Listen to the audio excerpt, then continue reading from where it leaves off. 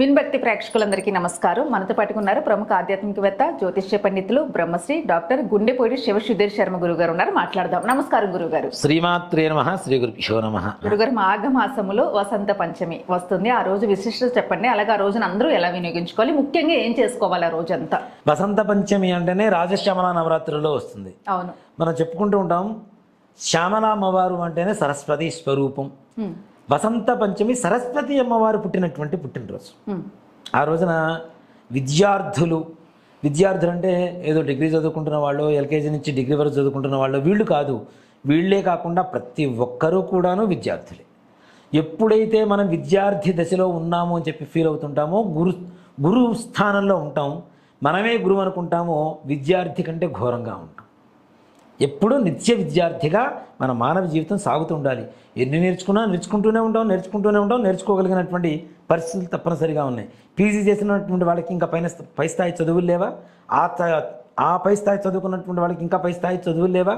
అలానే ముఖ్యంగా లోక జ్ఞానం, మాట్లాడేటువంటి విధానం, ఎవరితో ఎలా మాట్లాడాలి, ఎంత గౌరవంతో మాట్లాడాలి, ఎంత ప్రేమతో మాట్లాడాలి, ఎలాంటి మాటలు మాట్లాడాలి, ఇవంతా కూడా జ్ఞానానికి సంబంధించిందండి. లోక జ్ఞానం కూడా చాలా అవసరం నాన్న. ఇప్పుడు చదువుకునేటువంటి చదువుతో పాటు, పుస్తకాలు ఉండేటువంటి చదువుతో పాటు లోక జ్ఞానం కూడా చాలా అవసరం కదా.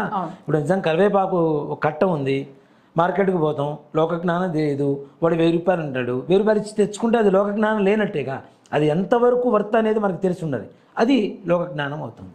ఇలాంటి లోక జ్ఞానం కానివ్వండి, జ్ఞాన శక్తి కానివ్వండి, విద్యార్థులకి విద్య కానివ్వండి, జ్ఞాపక శక్తి కానివ్వండి, ఏదైతే ఉందో సద్బుద్ధి, సత్ప్రవర్తన, దుర్వ్యసనాలు, దుస్నేహాలు, ఇప్పుడు చిన్న వయసుల దగ్గర నుంచే వాళ్ళకి వ్యసనాలు, స్నేహాలు ప్రారంభమవుతున్నాయి. కాబట్టి ఇలాంటి వాటికి కూడాను చక్కటి మార్గం ఏమిటి అంటే వసంత పంచమి రోజున సరస్వతి అమ్మవారి పూజ. మరి అమ్మవారి పూజ ఎలా చేయాలి? అందుకనే సరస్వతి అమ్మవారికి, లక్ష్మీ అమ్మవారికి 2 తేడాలు ఉంటాయి నాన్న. లక్ష్మీ అమ్మవారు కమలంలో ఉంటుంది. నీళ్లలో కమలం ఏమవుతుంటుంది? కదులుతూ ఉంటుంది. లక్ష్మీదేవి చంచలం.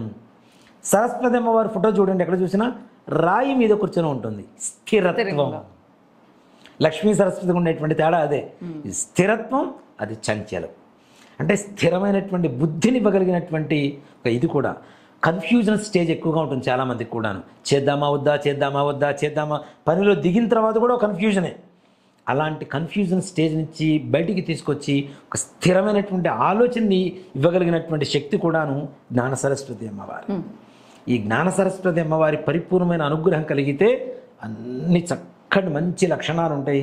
అలాగే సరస్వతి అమ్మవారు అనుగ్రహం కలిగితే గొప్ప ఇప్పుడు చాలామంది కవిత్వాలు రాస్తుంటారు నాన్న. ఇప్పుడు మనకు ఉండేటువంటి మహాకవులందరూ కూడాను సరస్వతి అమ్మవారి అనుగ్రహాన్ని పొందినటువంటి వాళ్ళే. చాలామంది కూడా ఇంకో మాట కూడా చదువుతుంటారు, లక్ష్మీ సరస్వతి ఒక చోట ఉండమని. పిచ్చి మాట అది. ఎక్కడ విద్య ఉంటుందో అక్కడ సరస్వతి ఉంటుంది, అక్కడ తప్పనిసరిగా లక్ష్మీ ఉంటుంది. దాంట్లో ఏమాత్రం కూడా సంశయం లేదు. చదువుకున్నవాడు సంపాదిస్తున్నాడు కదా.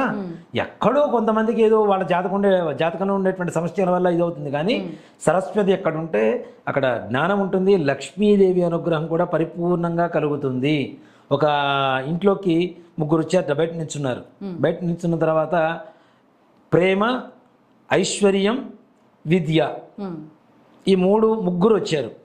ఒక అతను ఉన్నాడు లోపల, ఇంట్లో నుంచి బయటకు వచ్చాడు ఓనరు, ఇంటి యజమాని. బయటికి రాగానే, మా 3లో ఒకళ్ళు మాత్రమే మీ ఇంటికి భోజనానికి వస్తాం, ఎవరు కావాలి కోరుకో అని అడిగాడు. అంటే ఆయన ఆలోచించాడు, 3 రావచ్చు కదంటే, మేము 3 రాము, ఒకళ్ళమే వస్తాం. ఎవరు చెప్పండి, ప్రేమ కావాలా, లేదా ధనం కావాలా, లేదా మంచి జ్ఞానం కావాలా అంటే ఆయన ప్రేమను కోరుకున్నాడు.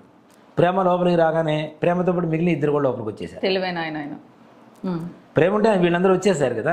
సో కాబట్టి ప్రేమతో అమ్మవారిని ఎవరైతే అర్చిస్తారో, ముఖ్యంగా అమ్మవారు కలువ పుష్పాలని మనకి అమ్ముతుంటారు నాన్న బయట. కలువ పుష్పం ఒకటి తీసుకోండి తప్పనిసరిగా.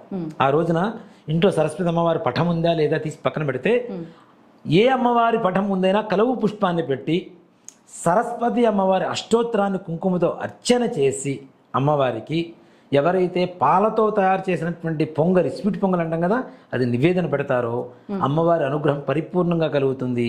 అట్లాగే పిల్లలకు కూడా అక్షరాభ్యాసం చేసే సమయంలో ఇది అంటే అవకాశం ఉన్నది కాబట్టి చెప్తున్నాను ఈ విషయంలో. అక్షరాభ్యాసం చేయించుకునేటువంటి వాళ్ళు కూడా ఆ రోజు చేయించుకోవడం మంచిది.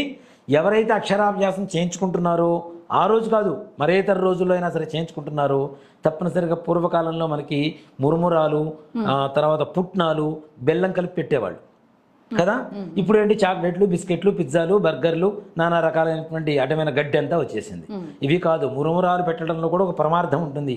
ఒక పిల్లవాడు సద్బుద్ధి సత్ప్రవర్తన కలిగి మంచి విద్యావంతులు అవుతున్నారు అంటే ఒక చోట మంచి జరుగుతుంటే చెడు జరగడానికి కూడా ఎక్కువగా చెడు చేయడానికి దుష్టశక్తులు చుట్టూ చేరుకుంటూ ఉంటాయి కదా.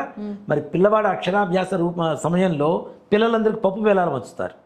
ఎందుకు అంటే ఈ పిల్లల రూపంలో కొత్తగా పరిచయమైనటువంటి స్నేహితుల రూపంలో చెడు వెళ్ళని ఆవహించడానికి అవకాశం ఉంటుంది కాబట్టి ఆ చెడు ముందుగా ఆ పిల్లల్లో భావన కలిగి ఉంటుంది కాబట్టి వీడు చుట్టూ ఉండే వాళ్ళందరూ చెడ్డవాడైతే వీడేమవుతాడు, వీడు చెడ్డవాడే అవుతాడు కదా. గంజావనంలో తులసి మొక్కలాగా ఉంటుంది ఆటోమేటిక్. కాబట్టి అట్లాంటి పరిస్థితి రాకుండా ఆ చెడు ఏదైతే భూత ప్రేత పిశాచ బాధ ఉంటుందో దాన్ని భూత బలి అంటాం. ఈ మురుమురాలు తినడం ద్వారా అవి ఆనందపడిపోయి వెళ్ళిపోతాయి. ఓహో, ప్రతిదీ శాస్త్రపరంగానే. శాస్త్రపరంగా ఇప్పుడు గది ఉంది నాన్న, గదిలో మొత్తం కిటికీలు డోర్లు వేసేసి మురుమురాలు కానీ పేలాలు కానీ వేసేసి ఒక 15 రోజులు తలుపు తీయకుండా ఉంచండి, లోపల భూత ప్రేత పిశాచాలు వస్తాయి చిమ్మకుండా ఉంటే. అందుకనే మురుమురాలు కానీ పేలాలు కానీ పడగానే వెంటనే క్లీన్ చేస్తాం మనం. ఎందుకంటే ఇప్పుడు శవాన్ని తీసుకెళ్ళేటప్పుడు ఏం చల్లుతారు నాన్న, పేలాలు మురుమురాలు చల్లుతారా లేదా? దేనికి? భూత బలి అంటాం దాన్ని. కాబట్టి తప్పనిసరిగా అక్షరాభ్యాస సమయంలో కానీ ఈ యొక్క మన వసంత పంచమి రోజున కానీ అక్షరాభ్యాసం అయిన తర్వాత అయినా సరే చదువుకున్న పిల్లలైనా సరే పిల్లలు చక్కగా పుట్నాలు లేదా ఉప్పు శనగలు ఈ మురమురాలు మంచివి అలా కొద్దిగా బెల్లం తురిమేసి అందరికి తల గుప్పిడి పెట్టండి. మంచిగా మీ పిల్లలు చదువుకుంటారు. లేదు ఇంకా గొప్పగా చదువుకోవాలంటే ఎవరికైతే విద్య నేర్చుకోవడానికి బుద్ధి ఉన్నా అజ్ఞానం ఉన్నా చదువుకోలేనటువంటి ఆర్థిక పరిస్థితి లేకుండా ఉంటారో వాళ్ళకి పుస్తక దానం చేయండి. వాళ్ళు చదువుకోవడానికి కావాల్సినటువంటి ఏర్పాట్లకు మీకు తోచిన విధంగా సహాయం చేయండి. ఒక నోట్స్ కొని పెట్టండి, ఒక పెన్ను కొని పెట్టండి, పిల్లలతో ఇప్పించండి. తద్వారా మీ పిల్లలు విద్యావంతులు అవుతారు. సరస్వతీ దానం అంటాం దాన్ని. సరస్వతి దానం చేయడం ద్వారా తప్పనిసరిగా మన పిల్లలు కూడా సరస్వతి అమ్మవారు అనుగ్రహం కలుగుతుంది. అలాగే పిల్లలకు కూడాను ఓం హ్రీం శ్రీం ఐం, ఓం హ్రీం శ్రీం ఐం అనేటువంటి ఈ యొక్క అమ్మవారి సరస్వతి బీజాక్షరం కాబట్టి ఐం అనేటువంటిది సరస్వతి బీజం. చక్కగా పిల్లలతో పలికించండి, నిత్యం జపం చేయించండి. అలాగే మన వారాహి యజ్ఞస్థలి ఏదైతే ఉందో ప్రత్యంగ్ర హనుమత్ ప్రత్యంగ్ర వారాహి యజ్ఞస్థలి ఆ రోజున వసంత పంచమి రోజున ఉచితంగా అక్షరాభ్యాసాలు చేయిస్తాం ఎంతమంది పిల్లలు వచ్చినా సరే. దాంతో పాటుగా చదువుకునేటువంటి చిన్నపిల్లలు ఎవరైతే ఉంటారో వాళ్ళకి నాలుక మీద దర్భతో బీజాక్షరాలు తప్పనిసరిగా నాలుగు మీద రాయడం అనేది జరుగుతుంది.